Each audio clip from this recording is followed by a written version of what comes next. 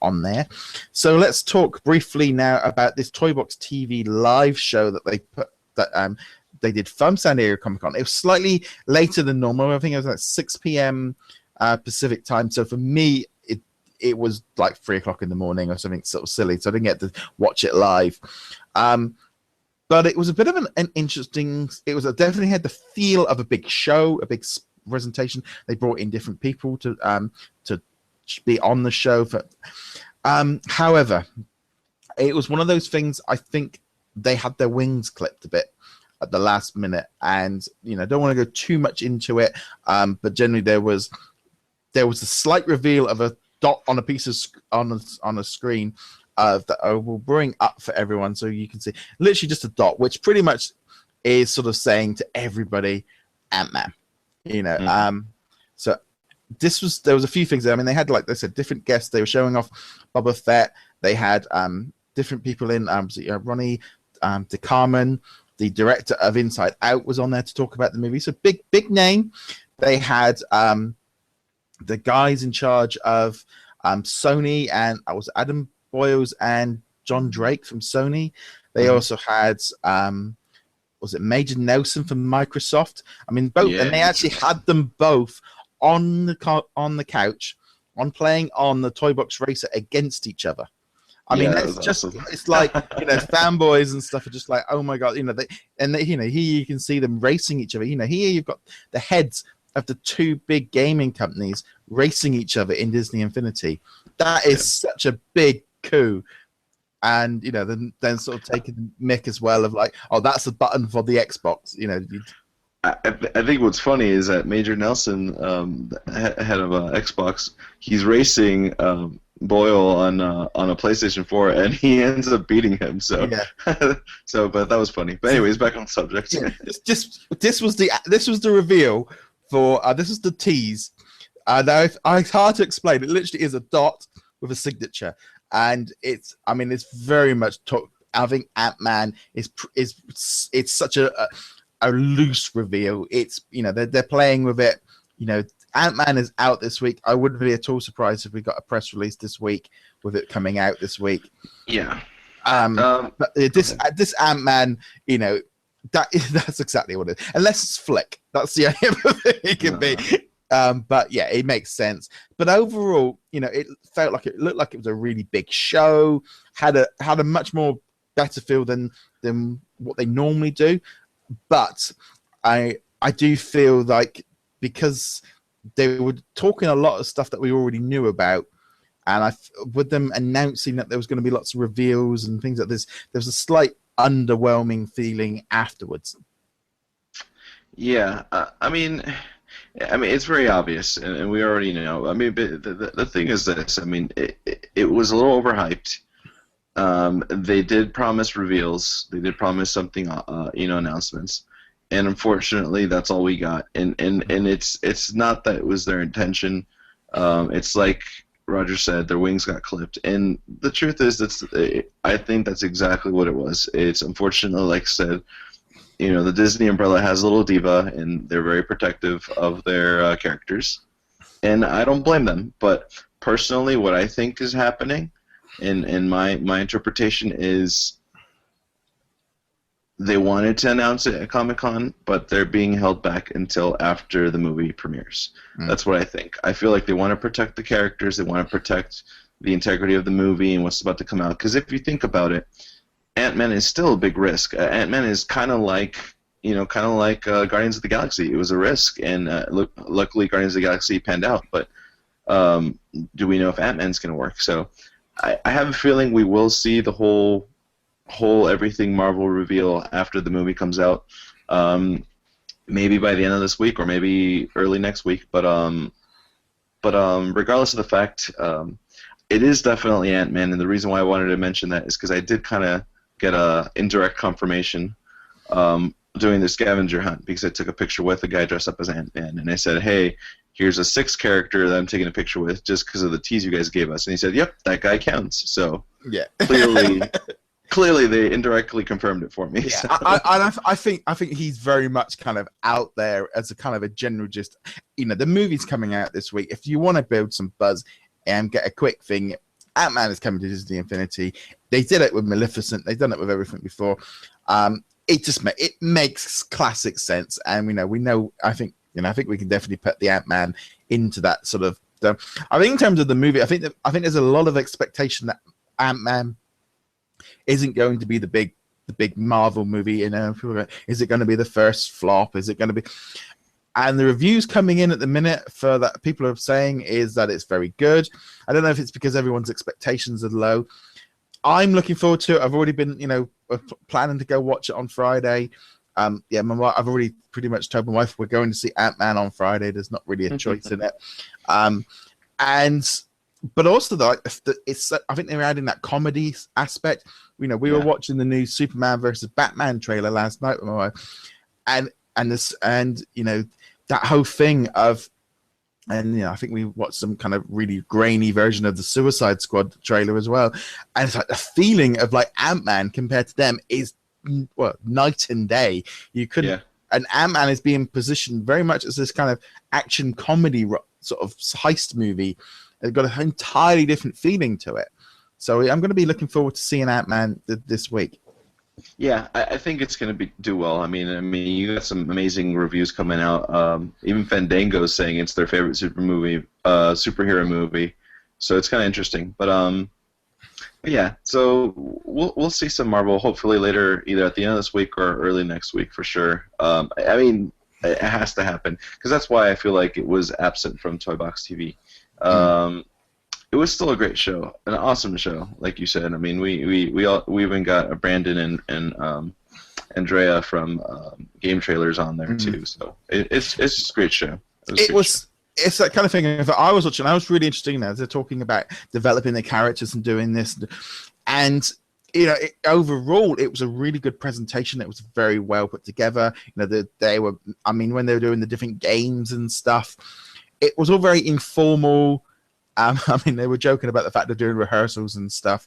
The whole Toy Box TV Live thing is very informal. I love the fact now they're putting them up onto YouTube just after they film them now, because I'm going to be honest, I always felt when they were doing it on Twitch wasn't getting, you were getting your hardcore audience, but you weren't getting your casual fan finding it. Putting it onto YouTube. Already within, you look on the YouTube channel and you can see that those videos have been watched 10, 20 times how many people were watching it on Twitch. As much as Twitch is great, YouTube has a bigger, broader audience, which is what these shows need to go out to. I mean, obviously, legal might be a little bit more interested in what they're doing with it, but to me, I think having them on YouTube and there for people to be able to go back and watch again is better. I think it's a good idea. You want to make the most of your content, and I think that's what it's good that they're doing that. Yeah, I agree. But no, generally, I think in general there's a small audience of people which these Toy Box TV that literally want them to be. I think about a 30-second show where they come on, show something new, and close the show off. I think that's what they're in their mind. They don't want any talking. They don't want any delay. They just want that information the minute and this is not how life goes sometimes. and I get it. And in fact, I do see their side because it was sort of promised, but unfortunately, things change. And even with great, awesome shows, you're expecting something to happen, and unfortunately, they couldn't. So it is what it is. Hey, the release date, we got a release date. It's gonna happen. So we're gonna get them. No, they're not going to cancel Marvel from Disney Infinity 3.0. It's going to eventually happen. Yes. So, that brings us kind of, this thing as well with we've got D23 in about 3-4 weeks.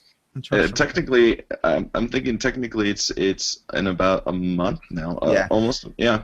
And you've got Toy Box Summit is on the 11th or the 13th. So yeah, so that's exactly a month away. So we've got about 3 weeks now where I don't think there's any events in between now and then that are big. We've got Gamescom. I don't know when that is. I think that's after release, if I'm not mistaken. Yeah. So we're pretty much now. We've got a few weeks gap. So I wouldn't surprise me if we had little bits of snippets coming out over the next few weeks before D23, just to kind of keep the momentum of the press coming up, because as we know, the Amiibos and Skylanders, Superchargers, and Lego Dimensions are all chipping away, and everyone's trying to battle for pre-orders and attention, because it's going to be an expense. If you're the idea now of trying to do everything now, it's just impossible. Yeah, I've literally decided already, just doing one. Not trying anything else. No, I mean, you did get to try Lego Dimensions out, and you've also been able to try out Superchargers.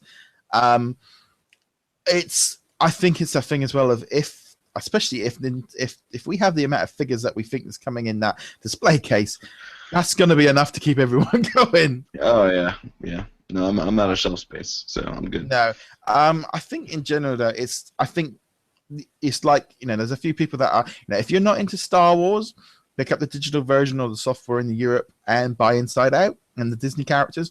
You don't need to go into the whole Star Wars side of things. If you don't and if you're only into Star Wars, you only have to buy the Star Wars starter pack and buy the Star Wars stuff. And if you're only into Marvel, you're going to have probably quite a cheap year. Well, yeah, technically, yeah. Yeah, if you're only into Marvel, you probably just digital in a playset and a few figures, and you'll be quite good. But I think in general, people are going to be cherry picking a lot more on games like this. Because even I've been well. If I did get Superchargers, I literally just like, no, you've just got to buy. You're only going to get the starter pack or something like that, because I could just see people just cherry picking, going, right, I'm only going to buy the playset pieces or the content because of cost. Because especially if you want to play different games, I think that would be my advice. Anyone that's trying to do Infinity on a budget, focus on getting those playset packs and the starter pack, and that's all you need. You don't need all the additional characters. You don't need all the extra power discs. If you're trying to do it on a budget, that would be how I would recommend trying to do it, or wait till Black Friday. And this is why I tell you need them all. This is why I tell you, because for the in-games tournament, they gave us, I think it was like 15 minutes to practice before, and they let you choose what character you want to use. I had difficulties because they totally, even though they're all holding lightsabers, they definitely play differently, which was quite an experience for me. See, can I just have 15 minutes just to choose the character I want to use? Yeah, I didn't even get to practice on because they let you play 2 levels while you practice. I didn't even get to Grievous because I was like, okay, no, maybe Darth. No, but Ahsoka dual wields. Oh, but Yoda can totally jump further. I was just you need them all. But if you're on the budget, yeah, get the starter pack. That's all you need. But get them all. Yeah, I mean, it's been I think it's just being realistic with people on different budgets and stuff. Yeah, that's true. So I think if you are, I know people are some people are going, well, why is it are they doing the toy box pack? It's like they're just doing the one starter pack this year. I know some people are like, well, I don't like Star Wars. The trouble is, it's gonna we do not want these Skylander Supercharger starter pack situation. It's just I'm just so glad they haven't gone down that line. Well, you also got to understand too, which is awesome in Disney's favor. It is still the cheapest starter pack of all the other starter packs out there for even the other games. So, I mean, it's a lower price tag. In fact, I think there was people while they were pre-ordering at Comic-Con, they were like, "Wait, you sure that's how much it is?" Because I remember paying like $75. Like, nope. It's $64.99 this time around. So it's definitely great on people who are on a budget, and if they want to cherry pick, it is the cheaper side to go. So I really do feel like I really wish in some ways that software disc that we're getting over here would be coming to you guys, because already I can see the difference with the UK collectors and stuff of they're going, well, I'm just buying the bundle. We've got bundle packs of the software disc and Inside Out. And there's people just going, I don't know if it's literally just a trial on us to see if they do this option in the future. No. I was going to say, because they aren't doing it in the US, I'm just wondering, is this a test? JV actually answered this for us already, because we were trying to figure that out why, and he basically said, there's already 12. If you, I think he said 12. If you count all the starter packs for all the other games, including Disney Infinity, there's about 12 plus starter packs on shelves right now. If they put a game disc out there, it's only adding more to the shelf space. So that's the only reason why they didn't do it out here. Out here, that shelf space is a problem. I don't know how it is over for you guys, but here you are aware England's smaller than America. No, yes, but at the same time, at the same time, with your smaller shops, at the same time, the U.S. overstocks. So you're talking about, you go in and go to the store, you're going to see 12 1.0 starter packs, 12 2.0. Oh, yeah. I go into Toys R Us, dude. If I wanted to buy a 3DS 1.0 starter pack, I still can because they still stock them. So, yeah, we I don't think we have I'm just trying to think. I think I was in Game the other day, and I'm just trying to think. I know there was a couple of 2.0 starter packs in the second-hand section, and I think there was a Mr. Incredible on the second-hand shelf. It had loads of figures, but I don't recall them being too many. They've cleared everything out. See, if you want something, I mean, you can name something random. You want a Crystal Sully. You can get that too. I was gonna say Skylanders Giants for the tablet version or something, or no, was it? Yeah, I don't know. Whatever, we have it there. So it's still stocked. I still think that software disc could be something that if they go forward each year, if they want to get away from doing the trouble is, I think this is a thing with this starter pack, is as each year goes on, it's getting harder for people. People are like, well, I don't want another base. I don't like Star Wars. I don't like this. I think if they went with that disc and literally said, right, that is it. That's the disc. And you can pick, and I can see it in the UK where people are like, Disney fans are just, you can just buy the things, and I can see it's working. So it wouldn't surprise me if we saw that in the future as an option. Yeah, maybe. I think so too. I mean, but the only reason why I say it stays this way out here is because there are still people who jump into the game for the very first time, and the last thing you want them to do is somebody who's brand new to Disney Infinity buys the disc and they realize they need a base for it. Yeah.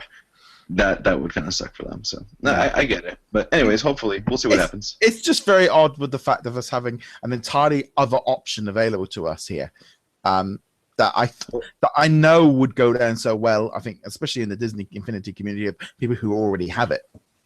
Well, keep in mind that Disney Infinity UK makes completely different decisions than Disney Infinity US because I mean we got the exclusive discs and you guys didn't. But it's like you're saying about those figures. Those crystal figures were so hard to get here because they went into different retailers and they only had very, very limited numbers, and very hard to see. I mean, some stores they were at the back and you never saw them. It was not very easy to get hold of.